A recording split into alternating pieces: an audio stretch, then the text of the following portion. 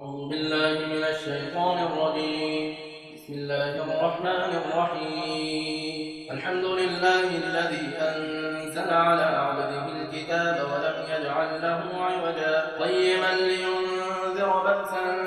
شديدا من لدنه ويبشر المؤمنين الذين يعملون الصالحات أن لهم أجرا حسنا ماكثين فيه أبدا وينذر الذين قالوا اتخذ الله ولدا ما لهم به من علم ولا لآبائهم كبرت كلمة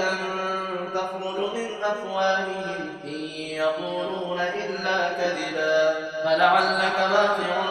نفسك على آثارهم إن لم يؤمنوا بهذا الحديث أسفا إنا جعلنا ما على الأرض زينة لها لنبلوهم أيهم أحسن عملا وإنا لجاعلون ما عليها صعيدا جرزا أم حسبت أن أصحاب الكهف والرقيم كانوا من آياتنا عجبا إذ أوى الفتية إلى الكهف فقالوا ربنا آتنا من لدنك رحمة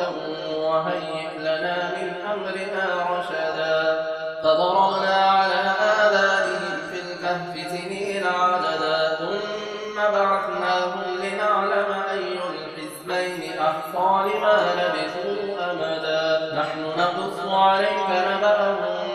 بالحق إنهم فتية آمنوا بربهم وزدناهم هدى وربطنا على قلوبهم إذ قاموا فقالوا ربنا رب السماوات والأرض لن ندعو من دونه إلها لقد قلنا إذا شططا هؤلاء قوم اتخذوا من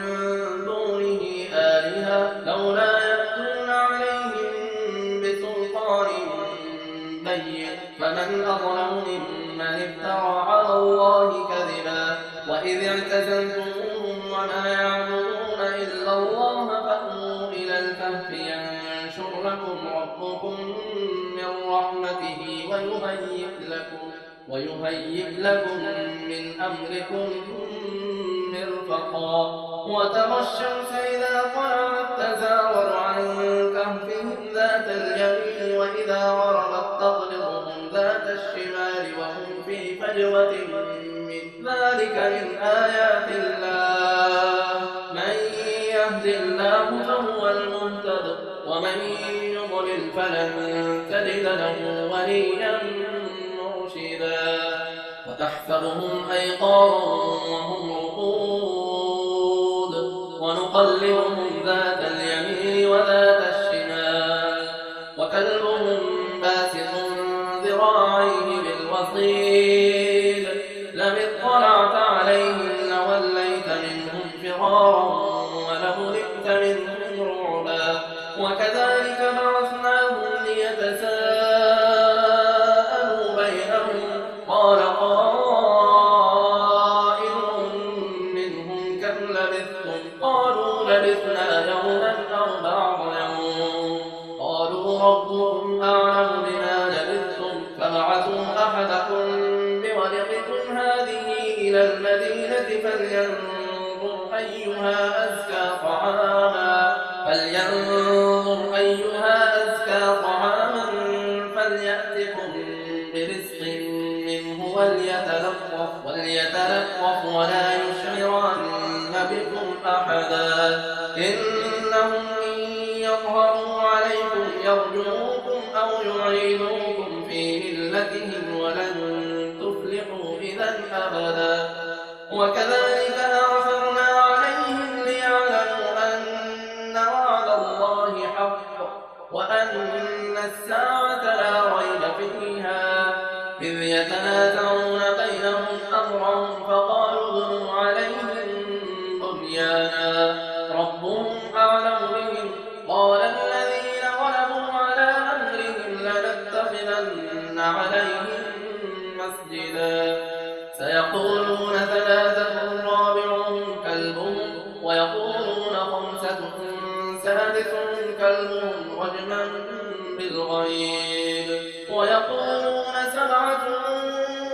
ثامنهم كلبهم قل ربي أعلم بعدتهم ما يعلمهم إلا قليل فلا تمار فيهم إلا مراء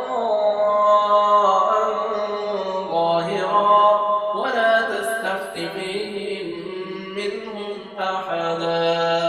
ولا تقولن لشيء إني فاعل ذلك غدا إلا أن يشاء الله واذكر ربك إذا نسيت وقل عسى أن يهديني ربي لأقرب من هذا رشدا ولبثوا في كهفهم 300 سنين وازدادوا 9 قل الله أعلم بما لبثوا له غيب السماوات والأرض أبصر به وأسمع ما لهم من دونه من ولي ولا يشرك في حكمه أحدا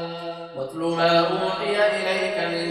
كتاب ربك لا مبدل لكلماته ولن تجد من دونه ملتحدا واصبر نفسك مع الذين يدعون ربهم بالغداة والعشي يريدون وجهه ولا تعد عيناك عنهم تريد زينة الحياة الدنيا ولا تطع من أغفلنا قلبه عن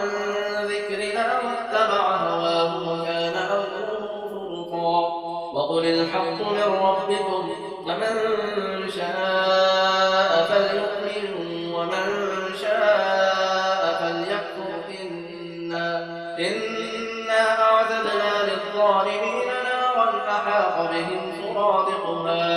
وإن يستغيثوا يغاثوا بماء كالمهل يشوي الوجوه بئس الشراب وساءت مرتفقا إن الذين آمنوا وعملوا الصالحات إنا لا نضيع أجر من أحسن عملا أولئك لهم جنات عدن تجري من تحتهم الأنهار يحلون فيها من أساور من ذهب ويلبسون ثيابا خضرا من سندس واستبرق متكئين فيها على الأرائك نعم الثواب وحسنت مرتفقا واضرب لهم مثلا رجلين جعلنا لأحدهما جنتين من أعناب وحففناهما بنخل وجعلنا بينهما زرعا كلتا الجنتين آتت أكلها ولم تظلم منه شيئا وفجرنا خلالهما نهرا وكان له ثمر فقال لصاحبه وهو يحاوره أنا أكثر منك مالا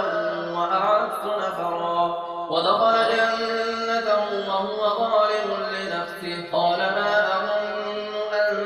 تبيد هذه أبدا وما أظن الساعة قائمة ولئن رددت إلى ربي لأجدن خيرا منها منقلبا قال له صاحبه وهو يحاوره أكفرت بالذي خلقك من تراب ثم من نطفة ثم سواك رجلا لكن هو الله ربي ولا أشرك بربي أحدا ولولا إذ دخلت جنتك قلت ما شاء الله لا قوة إلا بالله إن ترني أنا أقل منك مالا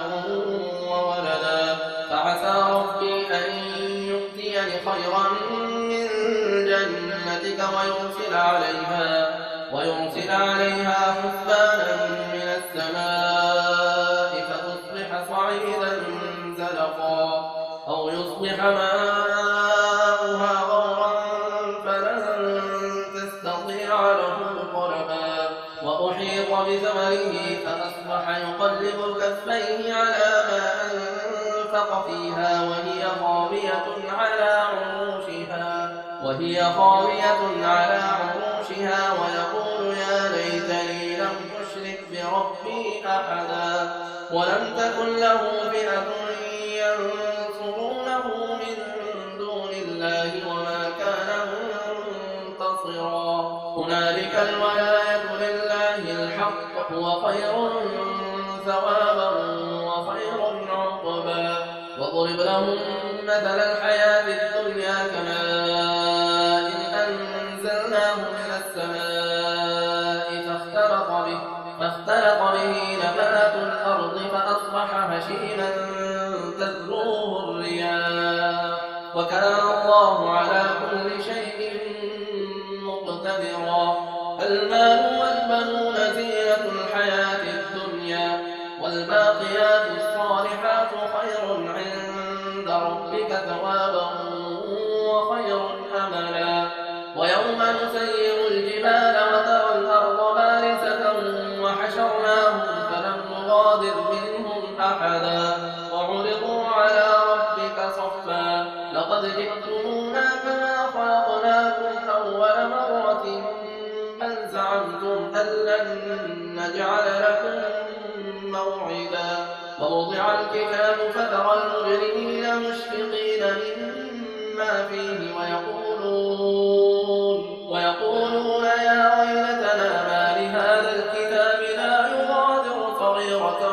ولا كبيرة إلا أحصاها ووجدوا ما عملوا حاضرا ولا يظلم ربك أحدا وإذ قلنا للملائكة اسجدوا لآدم فسجدوا إلا إبليس كان من الجن ففسق عن أمر ربه أفتتخذونه وذريته أولياء من دوني وهم لكم عدو بئس للظالمين بدلا ما أشهدتهم خلق السماوات والأرض ولا خلق أنفسهم وما كنت متخذ المضلين عضدا ويوم يقول نادوا شركائي الذين زعمتم فدعوهم فلم يستجيبوا لهم وجعلنا بينهم موبقا ورأى المجرمون النار فظنوا أنهم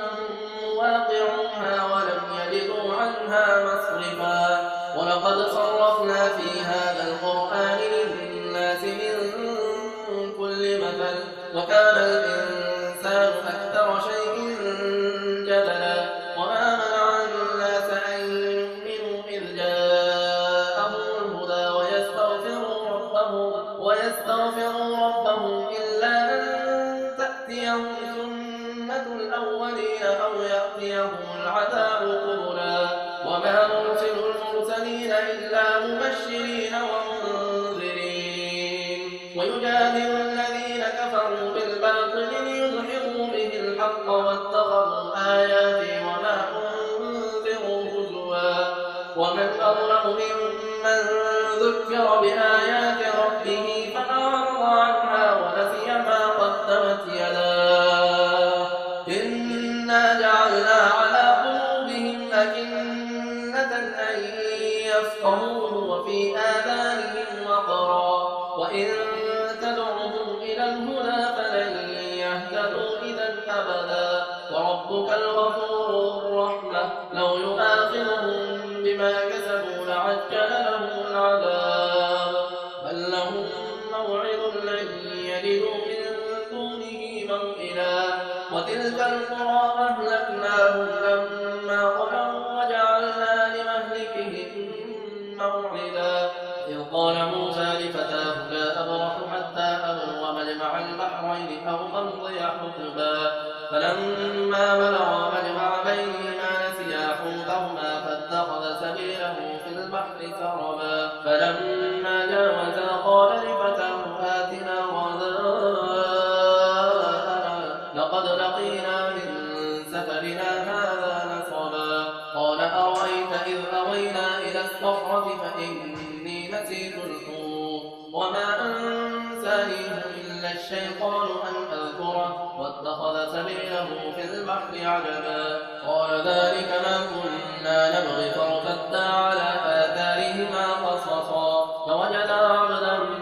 عبادنا آتيناه رحمة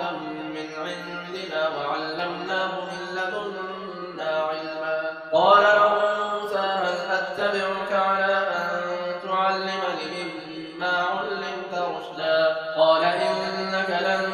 تستطيع معي صبرا وكيف تصبر على ما لم تحط به خبرا؟ قال ستجدني إن شاء الله صابرا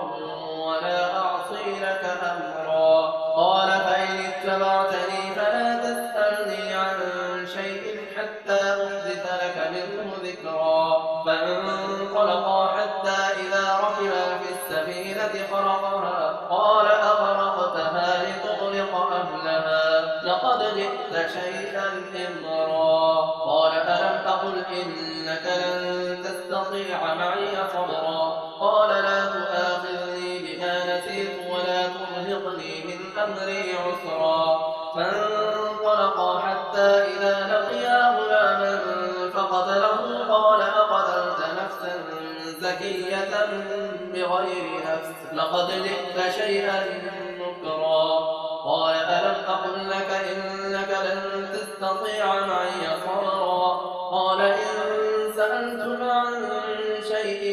بعدها فلا تصاحبني قد بلغت من لدني عذرا. فانطلقا حتى إذا أتيا أهل قرية استطعما أهلها فأبوا أن يضيفوهما فوجدا فيها جدارا يريد أن ينقض فأقامه. قال لو شئت لاتخذت عليه أجرا. قال هذا فراق بيني وبينك سأنبئك بتأويل ما لم تستطع عليه صبرا. أما السفينة فكانت لمساكين يعملون في البحر فأردت أن أعيبها وكان وراءهم ملك يأخذ كل سفينة غصبا. وأما الغلام فكان أبواه مؤمنين فخشينا أن يرهقهما طغيانا وكفرا فأردنا أن يبدلهما ربهما خيرا منه زكاة وأقرب رحما. وأما الجدار فكان لغلامين يتيمين في المدينة وكان تحته كنز لهما وكان أبوهما صالحا فأراد ربك أن يبلغا أشدهما ويستخرجا كنزهما رحمة من ربك وما فعلته عن أمري ذلك تأويل ما لم تستطع عليه صبرا. ويسألونك عن ذي القرنين قل سأتلو عليكم منه ذكرا. إنا مكنا له في الأرض وآتيناه من كل شيء سببا فأتبع سببا حتى إذا بلغ مغرب الشمس وجدها تغرب في عين حمئة ووجد عندها قوما. قلنا يا ذا القرنين إما أن تعذب وإما أن تتخذ فيهم حسنا. قال أما من ظلم فسوف نعذبه ثم يرد إلى ربه فيعذبه عذابا نكرا. وأما من آمن وعمل صالحا فله جزاء الحسنى وسنقول له من أمرنا يسرا. ثم أتبع سببا حتى إذا بلغ مطلع الشمس وجدها تطلع على قوم لم نجعل لهم من دونها سترا. كذلك وقد أحطنا بما لديه خبرا. ثم أتبع سببا حتى إذا بلغ بين السدين وجد من دونهما قوما لا يكادون يفقهون قولا. قالوا يا ذا القرنين إن يأجوج ومأجوج مفسدون في الأرض فهل نجعل لك خرجا على أن تجعل بيننا وبين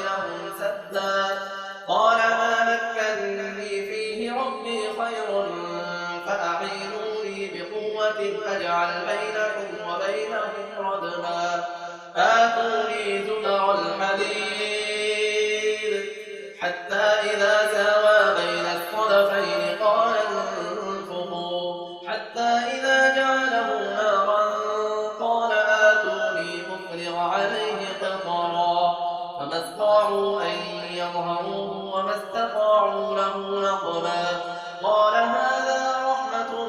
من ربي فإذا جاء وعد ربي جعله دكا وكان وعد ربي حقا وتركنا بعضهم يومئذ يموج في بعض ونفخ في الصور فجمعناهم جمعا وعرضنا جهنم يومئذ للكافرين عرضا الذين كانت أعينهم في غطاء عن ذكري وكانوا لا يستطيعون سمعا أفحسب الذين كفروا أن يتخذوا عبادي من دوني أولياء إنا أعتدنا جهنم للكافرين نزلا قل هل ننبئكم بالأخسرين أعمالا الذين ضل سعيهم في الحياة الدنيا وهم يحسبون أنهم يحسنون صنعا أولئك الذين كفروا بآيات ربهم ولقائه فحبطت أعمالهم فلا نقيم لهم يوم القيامة وزنا ذلك جزاؤهم جهنم بما كفروا واتخذوا آياتي ورسلي هزوا إن الذين آمنوا وعملوا الصالحات كانت لهم جنات الفردوس نزلا خالدين فيها لا يبغون عنها حولا قل لو كان البحر مدادا لكلمات ربي لنفد البحر قبل أن تنفد كلمات ربي ولو جئنا بمثله مددا قل إنما أنا بشر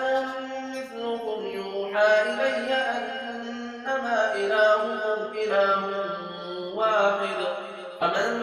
كان يرجو لقاء ربه فليعمل عملا صالحا ولا يشرك بعبادة ربه أحدا. صدق الله العظيم.